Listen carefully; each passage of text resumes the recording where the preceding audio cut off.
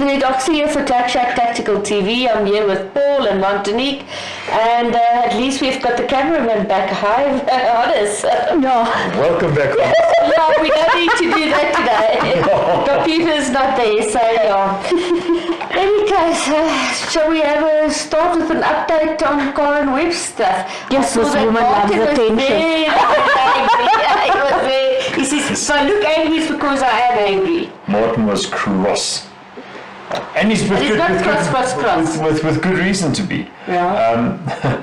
So the police, so SAPS have again, they're determined to snatch defeat from the jaws of victory. So the complainant in this case was actually PFTC, who uncovered the fact that Webb had committed fraud in a number of cases, and in a number of other cases they hadn't properly administered the documentation for PFTC. So they went and investigated all of this. PFTC did, at our cost, because we're all members of PFTC. And they uncovered all of this evidence, and they presented this. They called in the police, and they presented this evidence to the police, and they've been working with the police quite closely. So then, last week in the North Gauteng High Court, one of the people, then the police started going police. You know, they never ever go full retard. The police went full retard.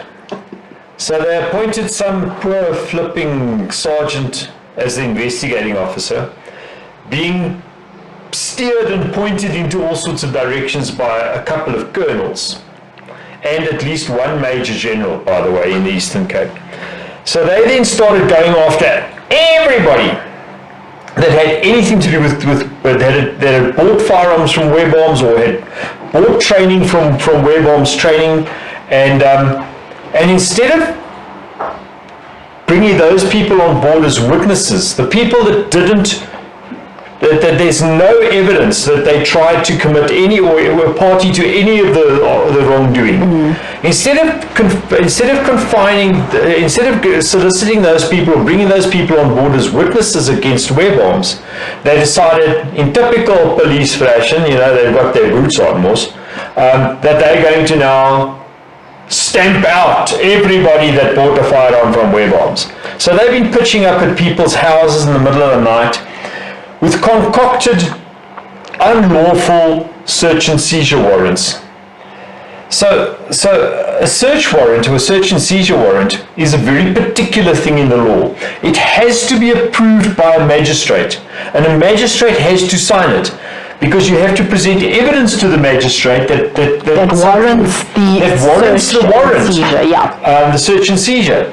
So unless there's a suspicion that there's a danger that the person can harm himself or others because of the stuff that's in his possession, in which case a police officer is entitled to sign the warrant. There's no evidence of the sort. No evidence was presented to the courts. No evidence has been presented to the senior police officer. They've got one major general who's been churning out warrants of search and seizure. I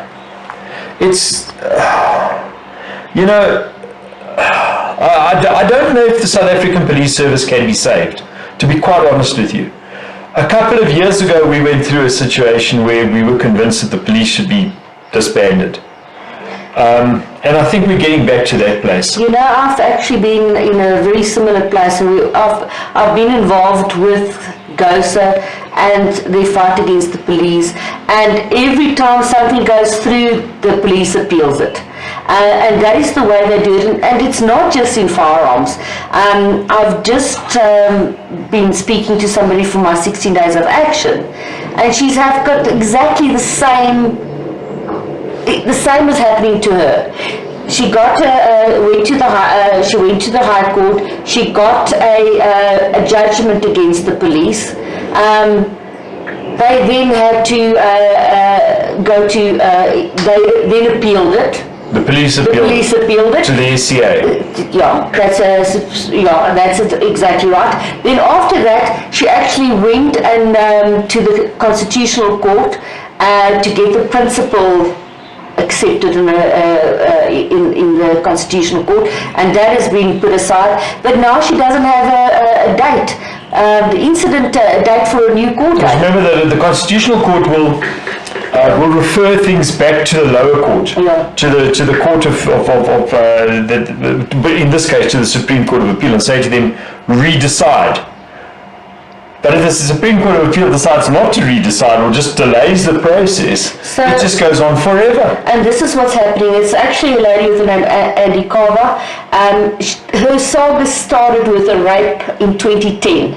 The police did not... 2024 now, guys. 2010, she was raped. The police didn't investigate properly, and that's basically what she's doing on for. I think then the court case, the first court case was in 2012, then it went to 2018, and it's still going on. And this is actually and that's what the police are trying to do. They appeal with our money, and in the end, in the hope that the complainant eventually dies or goes away. They just get despondent. So it's not just, I've just realized it's not just in one area of the law that... I'm honestly coming... So anyway, so Martin threw a fit about this, and you can see our... we've actually posted his video up onto our page. He's very cross. In any case, so they went to this. These guys went to the North Gauteng High Court, which is binding on all government business, and they got an order from the North Gauteng High Court that this guy's guns must be returned to him. The police are refusing because but it's in the North Gauteng High Court. How can the North Gauteng High Court, which has authority over all government business, how can that force somebody in the Eastern Cape to do something? It should have been through the Eastern Cape High Court. You know, the police get such bad legal advice. I don't know who their advisors are, but they should all be flipping fired. They should be imprisoned, not just fired, because they give bad advice, which leads the police to do stupid shit like this. So the police have been carrying on, going around and seizing people's firearms and refusing to obey the court order. So there's I know Martin is soliciting plaintiffs for a class action suit, and we're also looking at that. We can't announce details of that yet because we're meeting only with the lawyers on Monday. But we're also going into, because we've got a court order. The police are refusing to obey a court order. It's simple. It's trite. It's taken in front of a judge, and the judge says, but this has already been decided. That's exactly the point. They are so stupid. Getting back to this lady, Tilly basically said to her, basically can't. Anyway, I'm not going to do anything. So it's not that we're fighting the police, but the police are fighting us. The police are fighting the citizens. With our money. Instead of helping us. They're using our money. These are paid employees of ours that are fighting us with our money. It's just not acceptable. In any case. So one of the things the police did do right. So Brigadier Bupape, who's in charge of, I don't know what he's in charge of, but he's above the head of CFR. He's in charge of compliance. Okay? Brigadier Bupape has now issued a directive to all DFOs that they have to print the 17.9 printouts, the printouts that we organized 2 years ago. They have to provide those to clients that are waiting for their license cards, because license card printing is not happening anymore. Or there are significant delays. We don't know what that means. It means that they've broken the system now, and they're not planning, there's no budget, and they're not planning on printing cards anymore. So go and take the directive, download it from the files tab on the GOSA Facebook page. It's right at the top. Take that printout, it's a PDF, print it out, take it to your DFO, and if your DFO is in any way umming and ahhing about whether he can print you out here something, you put it in front of him, you say, read it, or I'm going straight to the station commander. It's just, again... But we had a DFO here last week, and he says the meetings happen where they give these instructions, and the DFOs are not at these meetings. Yeah, correct. Yeah. Then they said, we don't know, they haven't been it's told. Because it was more, it was a bunking, exactly. You know? But again, we've been down this road as well, and we've had the discussion. Somewhere along the line, it's the structures at the top are sick, but the structures somewhere along the line, there should be responsibility. There should be responsibility from the policeman or the police person that you are dealing with on the ground.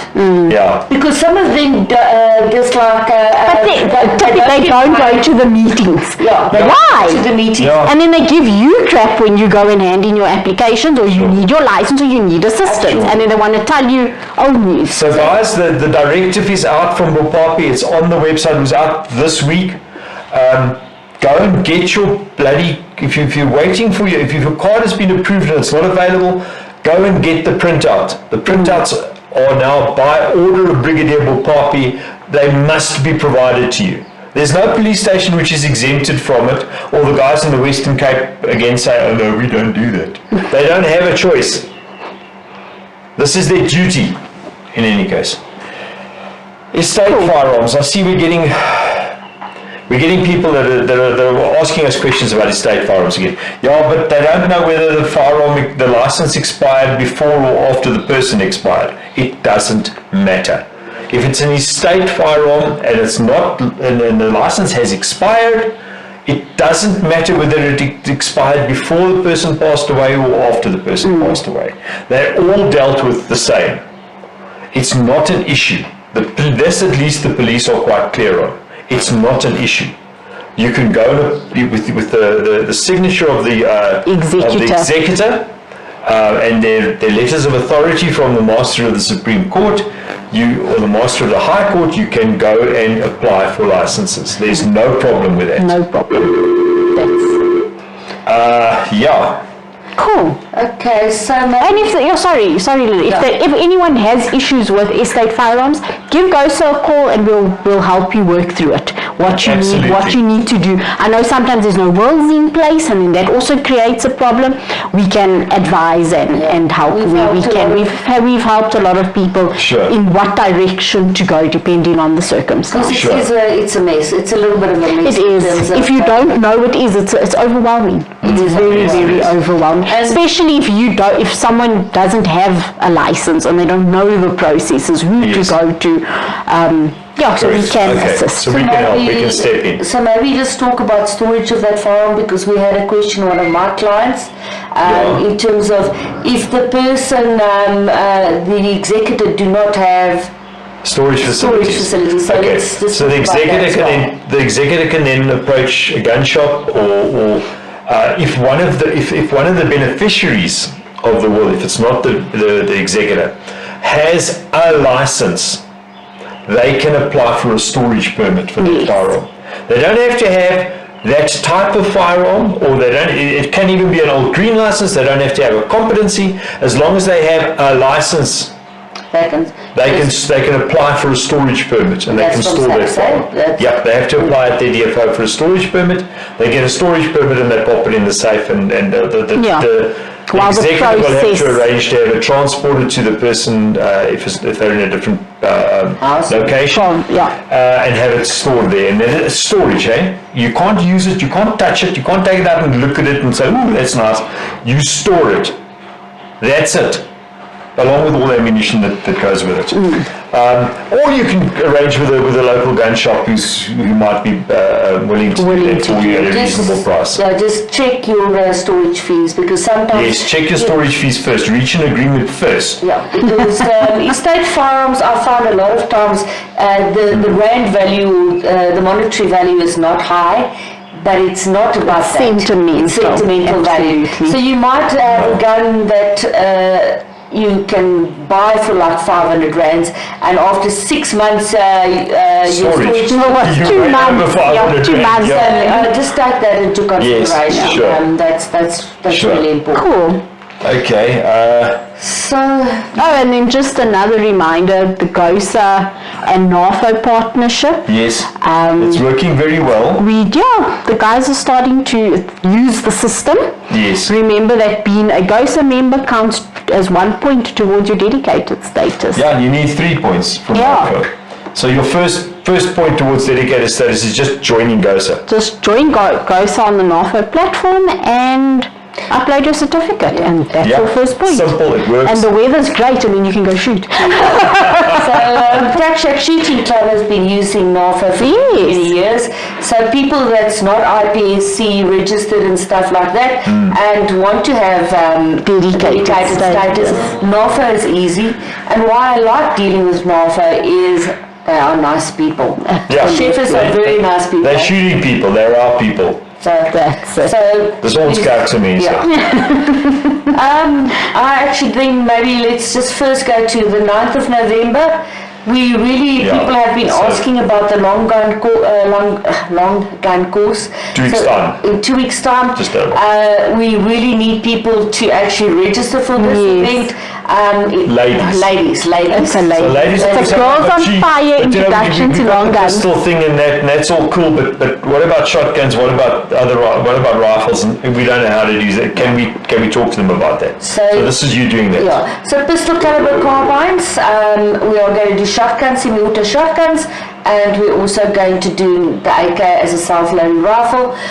It's going to be done in conjunction with Steel Challenge practice, so it's actually going to be very nice. Very fun.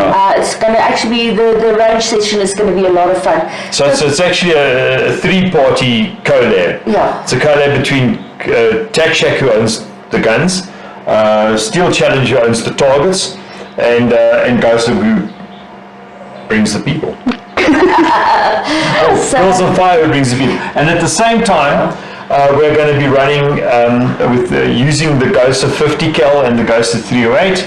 We're going to be running them on the rifle range next door, so people can come and have a couple of shots. And we've had quite a few inquiries already, so I think that there's going to be a lack of range, please. We haven't booked the range fee. I've booked the ranges for the Girls on Fire. I'll book it. I have not booked yet for range 10. Okay. All right. So yeah. Then the 30th of November is going to be our last introduction to handguns. Okay. And please come and join us. Last for the year. The last for the year. And we're probably going to have a braai afterwards, so bring a braai. And we'll have the 50 cal out there again. As well, on that yes. side. So we can have a nice get together afterwards, after the time on the range. Cool. So Tac SHAC has their own facilities at the range, a nice little yard with a braai in it, and our own toilet facilities. Which is pretty important. Yes, so you don't have to use the council's toilets, which are quite frankly, they're a long way away from the range in the first place, and they can be not the greatest. So, actually leading into, I think in the future, we've been talking about doing stuff from what we've done before. And I think we should maybe do an insert, and today is the first of those inserts. On my Facebook, memory came up about October 2019. Okay.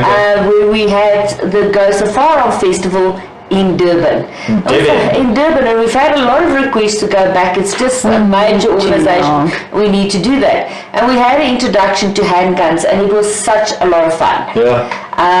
Michelle from Margate. Yeah. Michelle Kim McLeod, the DFO from Margate, was actually one of the instructors on that. Oh, wow. She's just retired from these things. And we're talking to her as well because she's got a lot of experience, specifically also with the state farm. So put a pin in that, guys. We're working on that. Yeah, it was ourselves, and then I think Laura, which is now in the Cape, one of our old, and Belinda, actually, Belinda and was Shorty.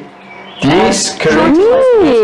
So it was actually an absolutely awesome day, and so have a look at the video afterwards. It was a nice walk down memory lane. Hopefully we can be back to the farm. And just on a Tac SHAC side of this whole thing, I can remember we were staying in Umhlanga overnight, And I can remember us standing on overlooking the sea and seeing all the ships parked off Durban North and Anchorage. I've actually got a photo of that, Oh, by the really? way. I'll show you. I thought about that. So from a Tac SHAC perspective, this morning at 3 o'clock, a ship arrived in the Anchorage off Durban North and is now busy moving into the harbour itself to berth, and it's got our consignment of AKs on it. We've been waiting since January. We're still waiting for the ammo to be loaded, which is our biggest investment, but Yeah. So So we've personally invested in that, and it brought to mind,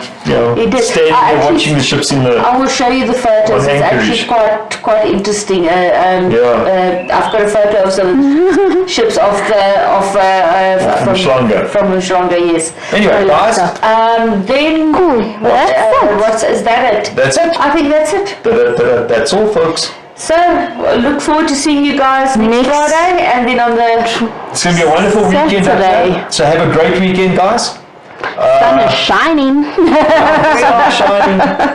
it was quite hot on the range yesterday. That's brutal. Yeah, the humidity was very high, or not? the UV index is horrible at the moment. So guys, be careful out there. Look after yourselves. Don't let SAPs push you around. Get in touch with us if you've got any problems. Join GOSA. Join GOSA. Join Become a GOSA. member. Do the work without Membership. membership. Absolutely. Absolutely. Absolutely. Thank you very much. Cheers. Bye. Bye.